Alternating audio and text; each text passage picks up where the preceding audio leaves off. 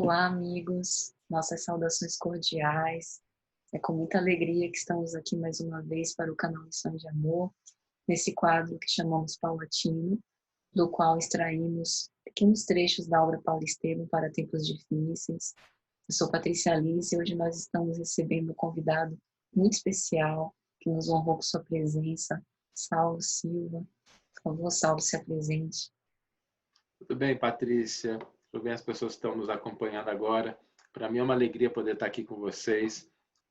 A Patrícia fez esse convite muito gentil para que a gente pudesse aqui estar conversando sobre essa obra, que é uma obra que marcou muito a minha vida. Aliás, meu nome eu devo a esse livro, né? Minha mãe colocou o nome de Saulo exatamente por conta de Paulo Estevam.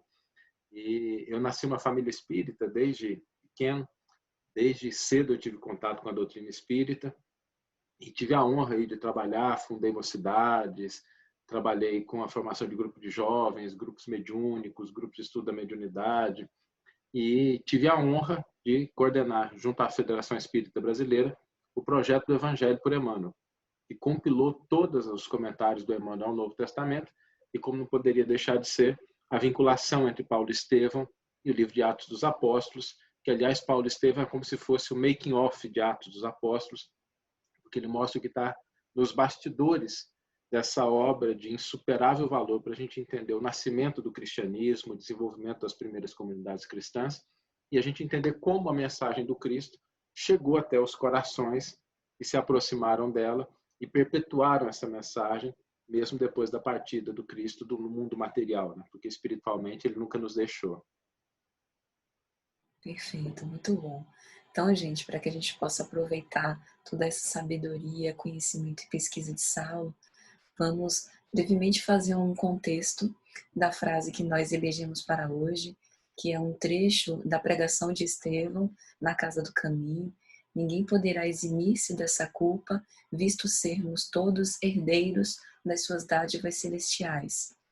Estevão já estava fazendo parte da igreja cristã primitiva desde quando foi deixado lá, quase morto, né, bastante doente, e foi tratado com todo o carinho paternal de Simão Pedro. Então, naquele momento, ele subia ao púlpito improvisado para fazer a sua pregação e todos o aguardavam, né, com muito amor, com expectativa, porque ele era uma figura adorada, principalmente por conta dos seus dons de cura e dos seus cuidados aos doentes.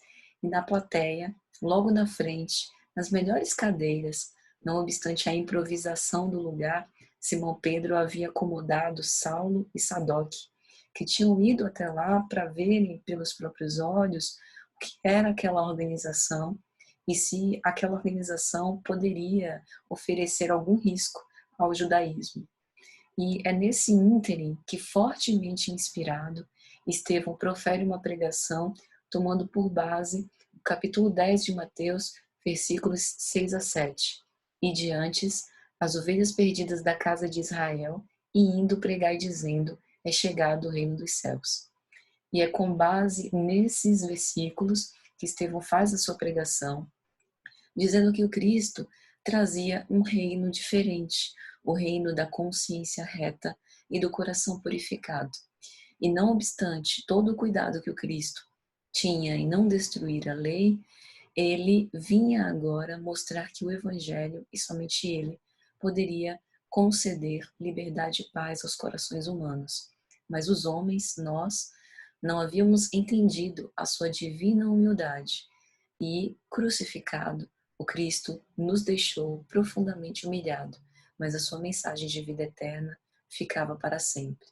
E nesse momento, Estevão fala que todos nós, invariavelmente, teremos que responder pelo crime do Calvário. E é nesse ínterim que ele profere essas palavras: ninguém poderá eximir-se dessa culpa, visto sermos todos herdeiros das suas dádivas celestiais. Saulo, fique à vontade, por favor. Patrícia, essa é uma passagem muito bonita, né? Porque, primeiro, que é um discurso proferido pelo primeiro grande mártir do cristianismo, que é Estevão. Estevão foi aquele que, primeiramente, levou as consequências de ter abraçado as últimas consequências. E antes da gente entender um pouquinho essa frase e como Estevão a contextualiza, Eu acho importante a gente sempre se lembrar do background de Estevão, porque ele foi capaz de entender tão rapidamente e profundamente a mensagem do Cristo. Estevão vinha de uma família judaica, e de uma família judaica que tinha o hábito de estudar o Antigo Testamento. Aliás, isso é uma coisa interessante, né? Todos os evangelistas, todos os apóstolos, né? O próprio Cristo, quando se referem às Escrituras, eles se referem ao Antigo Testamento, porque não tinha Novo Testamento escrito quando Jesus veio. É a experiência, a vida, o exemplo do Cristo que forma naqueles que o seguiam isso que mais tarde se configurou como os textos do Novo Testamento. Estevão não tinha esse contato, mas ele lia com a mãe, quando era pequeno, o profeta Isaías. E Isaías do Antigo Testamento, é o profeta que tem mais referências à vinda do Messias. Então, aquela expectativa da chegada de alguém que viria reestabelecer o que era o reinado de Deus, né, aquele tempo de glória, está muito presente no profeta Isaías. E Estevão, desde pequeno, ficava embevecido com essa promessa, com essa proposta. E quando ele encontra o Evangelho, ele percebe que é aquilo, que a vida do Cristo realmente representava tudo aquilo que Isaías havia incluído. Por isso ele abraça a mensagem de Jesus de uma maneira tão profunda.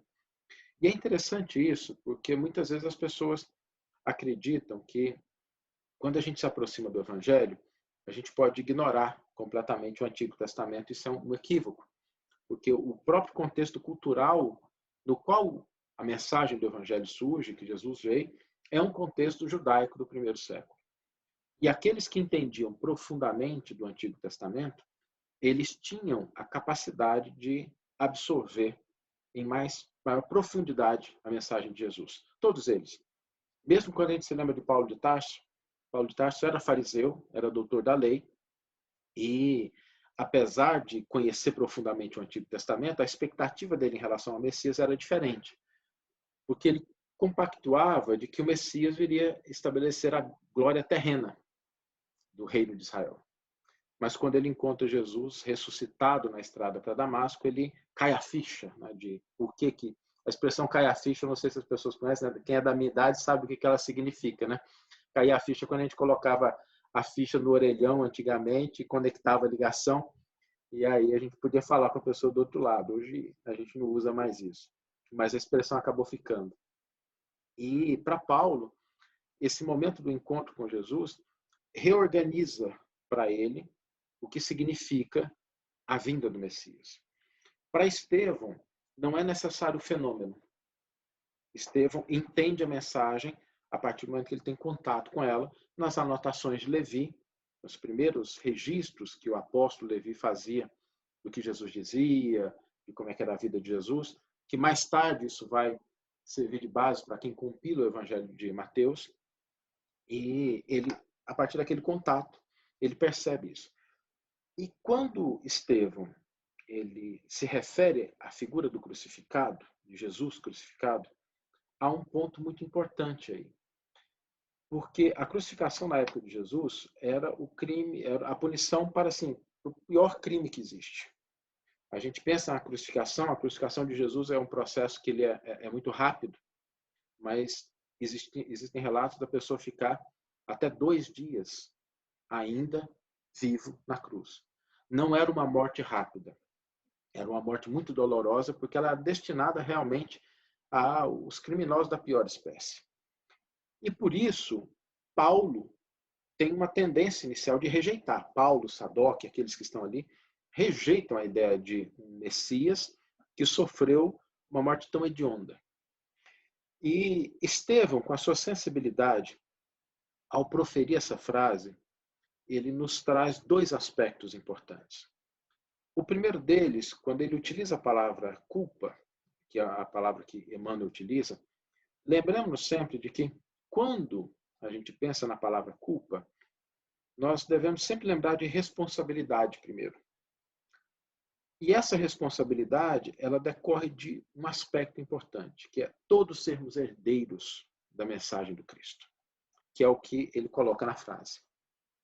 Então, quando Estevão, com essa sensibilidade, estrutura essa maneira de falar de Jesus, ele nos mostra que o que o Cristo trouxe não faz distinção entre credos, posições sociais. A mensagem do Evangelho, ela é uma mensagem universal.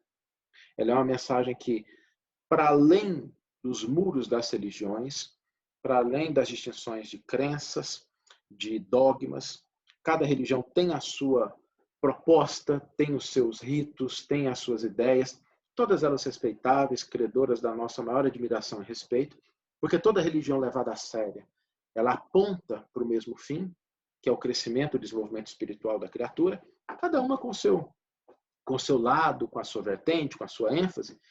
Eu gosto de brincar que as religiões são como faces de uma mesma montanha, né? Todas elas apontam para o alto e cada um pode subir do lado que achar melhor. Desde que suba, está tudo bem. E quando Jesus traz a sua proposta, essa é uma proposta que se torna uma proposta universal. Contudo, quando nós rejeitamos essa proposta, quando nós não trazemos a mensagem do Evangelho para o cotidiano das nossas vidas, nós novamente crucificamos o Cristo no altar do nosso coração. Então, quando Estevão profere essa frase, ele não está se referindo a uma responsabilidade pela crucificação de Jesus quando ela ocorreu enquanto fenômeno material. As pessoas não estavam ali, elas não participaram do processo, elas não ovacionaram, não pediram para que Jesus fosse crucificado, não estavam lá quando Pilatos oferece Barrabás, nada disso. Então, como é que a gente pode entender que Estevão profere algo dessa natureza, uma vez que do ponto de vista legal, jurídico, né, material, as pessoas não estavam ali? A mensagem de Estevão é mais profunda, porque ela nos lembra de dois aspectos, que é a universalidade, a herança, um patrimônio que nós temos, que é o patrimônio do Evangelho. Somos herdeiros. O herdeiro é aquele que tem direito e recebe. Mas quando essa mensagem ela não é, de fato, convertida em algo vivo dentro de cada um de nós, nós matamos o Cristo no coração. E quando a gente fala de matar o Cristo no coração, é porque a mensagem do Evangelho é uma mensagem para a vida. Ela não é uma mensagem circunscrita aos dogmas, aos templos religiosos. São importantes, né? São como a academia da alma. A gente vai lá para se fortalecer, para que a gente possa estabelecer vínculos, para que a gente possa auxiliar as outras pessoas, para que a gente possa aprender. Mas a vida não se restringe a isso. Ela não é contra, né? Mas ela não é só isso. A vida do cristão é uma vida que vai muito além dos muros de qualquer religião. Ela abarca a sua vida familiar, a sua vida profissional, a sua vida no ambiente social, na sociedade, como ele se posiciona, como ele atua. E é aí que o Cristo deve reviver, ele deve viver através dos nossos atos e palavras. Eu me lembro muito do Chico. O Chico tinha uma frase que eu nunca esqueci. Ele dizia assim: eu espero que as pessoas leiam no meu comportamento o Evangelho de Jesus. Porque o Evangelho não é um texto exclusivamente. O texto é aquele que proporciona o acesso à mensagem. É como a notícia que a gente lê no jornal. A notícia que vem no jornal relata um fato. E a gente tem acesso por aquilo que está escrito no jornal ou no celular hoje em dia, né, que as pessoas leem mais pelo celular, pelo tablet, pelo computador. Mas a notícia não é onde ela está escrita. O que está escrito ali é o registro, a partir de uma determinada perspectiva, de uma determinada ótica. A vida do Cristo é o Evangelho. E o Evangelho é uma lei divina. Jesus viveu essa lei na sua maior expressão que a gente tem notícia no planeta Terra. Ao viver essa lei, ele impregna nas pessoas dessa consciência de uma lei que envolve a todos nós. O Evangelho, por exemplo, ele pode ser identificado quando a gente estiver caminhando pela rua, quando a gente estiver lendo uma notícia no Facebook, no Instagram, quando a gente estiver interagindo com alguém dentro da nossa família. Chegará o dia em que nós conseguiremos entender o Evangelho em todos esses aspectos e torná-lo vivo através dos nossos pensamentos, dos nossos atos, das nossas palavras. Por isso, quando Emmanuel relata, né, o que Estevão falou, Estevão está querendo dizer não um sentimento para que a gente se sinta culpado. Aliás, o Evangelho, como boa notícia, ele não se coaduna com isso. a gente ficar, mas né, eu sou responsável pela morte de Jesus, não do ponto de vista histórico, mas todas as vezes que aquele conhecimento que nós já adquirimos, ele não revive dentro de nós, aí sim nós temos uma responsabilidade, porque nós estamos novamente, né, sacrificando Cristo no altar do próprio coração. Perfeito. É muito interessante, Saulo, porque você traz de uma forma diamantina, né? Que nos faz entender com profundidade essa passagem. E você foi falando, eu fiquei me colocando assim, no pensamento talvez que tivesse sido suscitado em Saulo. Porque como você me colocou, a questão não era especificamente do fato crucificação. E ele, como doutor da lei, conhecia isso em detalhes. E talvez naquele momento ele ficasse até um pouco aturdido ao saber disso e perceber que aquele rapaz franzino começava a adentrar por uma profundidade dos ensinamentos que nem ele tinha abarcado. E aí eu fico Exato. pensando, né, dele, mas meu Deus, será? Talvez a dúvida até pairasse, né, nele naquele momento, de desperdiçar essa oportunidade de reconhecer o Messias. Paulo conhecia profundamente a Torá, conhecia profundamente os profetas, os textos, né, que eram os textos lidos pela comunidade, era um doutor da lei. Mas a expectativa de Paulo, a princípio, era uma expectativa que ela se concretizaria nesse mundo material.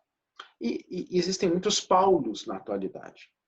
Todas as vezes que a gente pensa numa situação que nos leva ao conforto, e a gente acha que porque a gente vai na casa espírita, a gente participa de grupo mediúnico, a gente vai na igreja católica, na igreja evangélica, então a gente pensa assim, nada de mal vai acontecer comigo.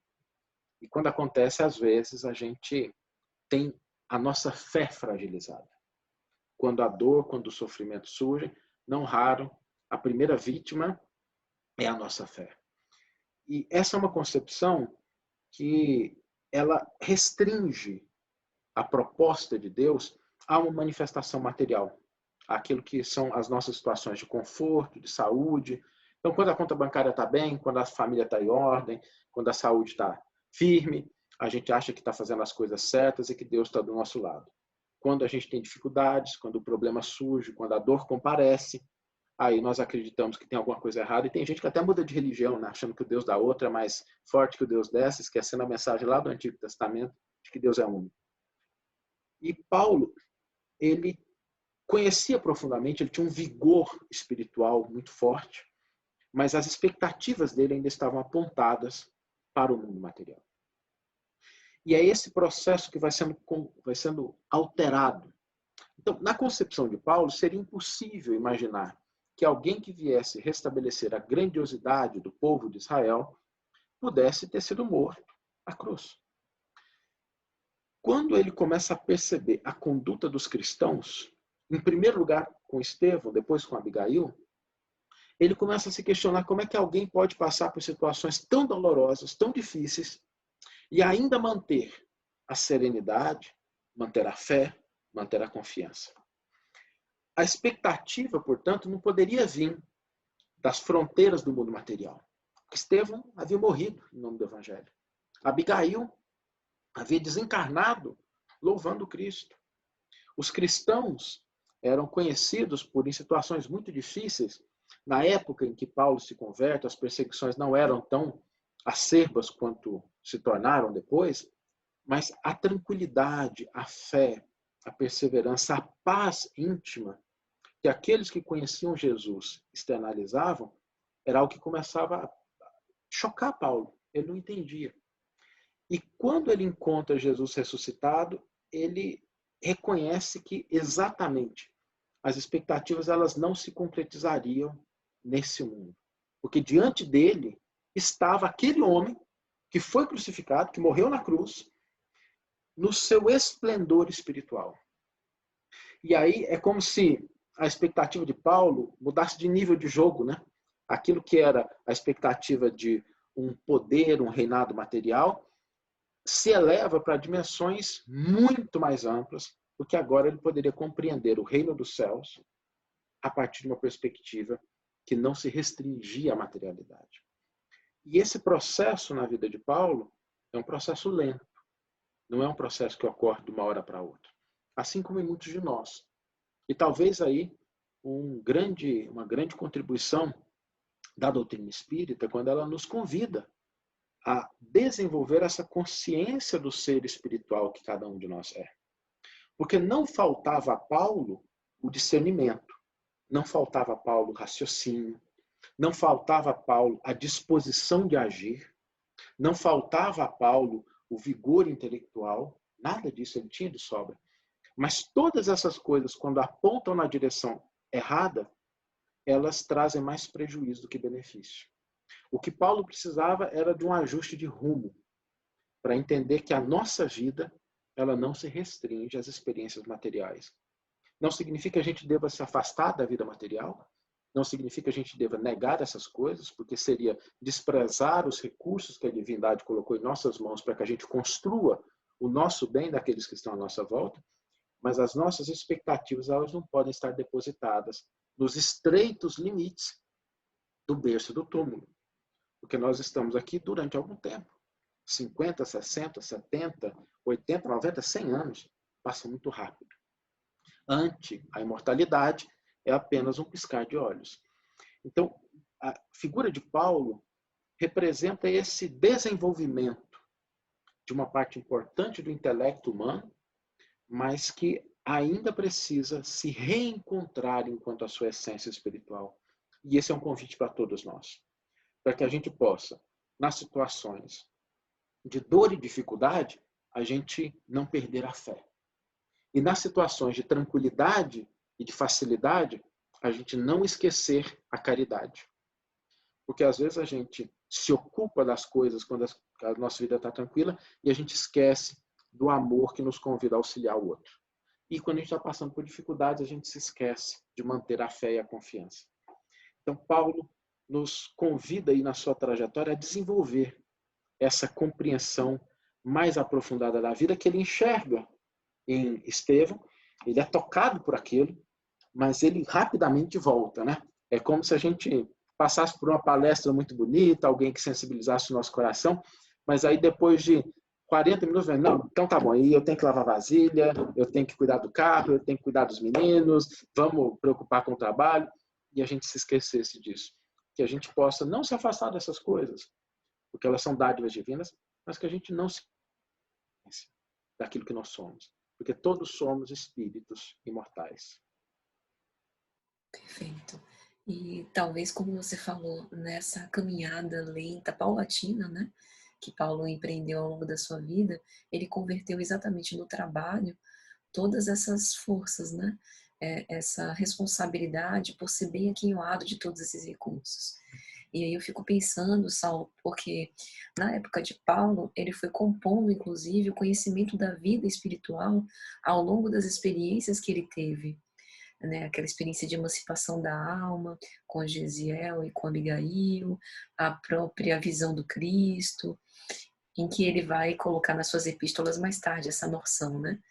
A gente já tem isso, né, pela codificação, pela literatura mediúnica.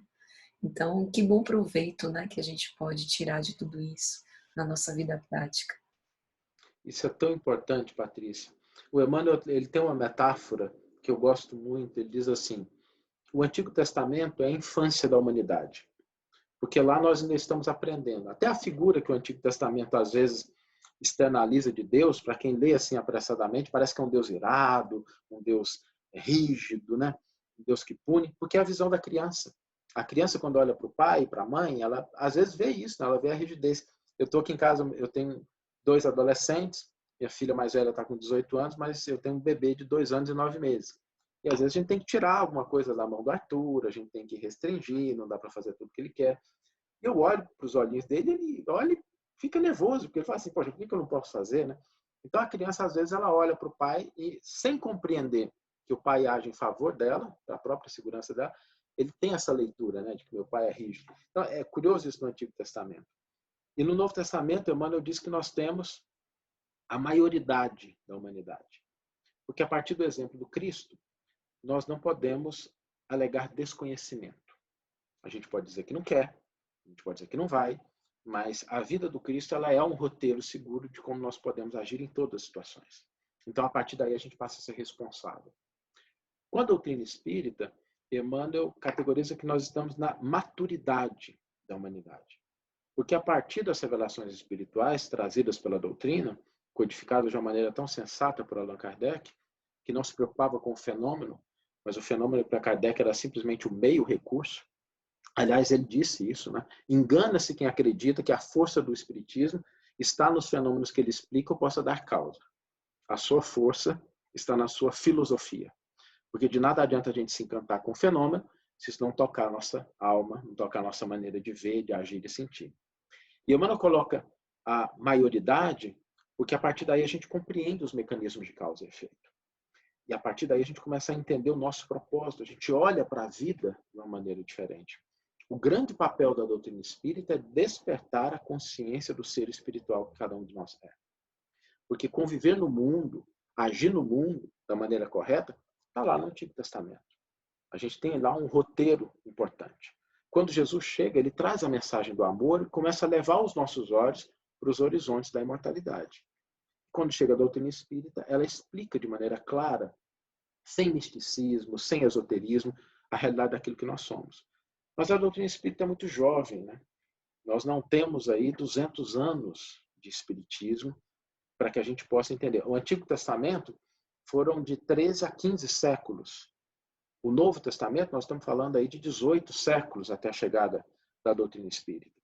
Então, não é em 2 séculos que a gente vai dizer que a gente pode abarcar. Esse é o programa para que a gente possa, a partir de agora, desenvolver essa consciência do que nós somos de fato, para que a gente possa, de fato, aproveitar a vida.